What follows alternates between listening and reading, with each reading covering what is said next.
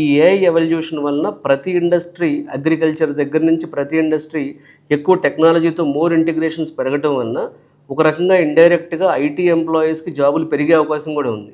అయితే మీరు ఐటీలో ఉన్న ఏ ఇండస్ట్రీలో ఉన్నా సరే ఆ ఇండస్ట్రీలో కాంప్లెక్స్ టాస్క్లు మీరు చేయగలిగితే మిమ్మల్ని ఏఐ ఇప్పుడప్పుడే 20-30 ఇయర్స్ వరకు టచ్ కూడా చేయలేదు.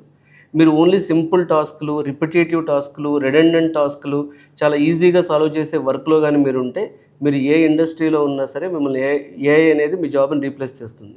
సో మనం ఇప్పుడు ఫోకస్ చేయాల్సింది ఏంటంటే మోర్ కాంప్లెక్స్ టాస్క్ల మీద ఫోకస్ చేయడం మీద ఫోకస్ చేసిన ఎవరికైనా సరే ఏఐ ఎఫెక్ట్ అనేది అసలు పడదు. సో ఏఐ ఎఫెక్ట్ అనేది ఐటీ మీద ఉంటుంది అనేది మనం ఎక్కువగా మన ఇన్స్టాగ్రామ్, యూట్యూబ్లో చూస్తూ ఉంటాం. ఏఐ వలన ఐటీ జాబులు క్రియేట్ అయ్యే ఛాన్స్ కూడా ఉంది. ఏఐ వలన చాలా నాన్ ఐటీ జాబులు కూడా పోతాయి. ఐటీ జాబులు కూడా పోవని అనట్లేదు. ఐటీ ఇండస్ట్రీ అయినా దీనికి అతీతం కాదు. ఐటీ ఇండస్ట్రీ అయినా, నాన్ ఐటీ ఇండస్ట్రీ అయినా, ఏ ఇండస్ట్రీ అయినా సరే మీరు సింపుల్ టాస్క్లు ఉన్న వర్క్లో ఉంటే మాత్రం ఇంకా more advanced and complex things ఉండే వర్క్లోకి వెళ్ళటం బెటర్.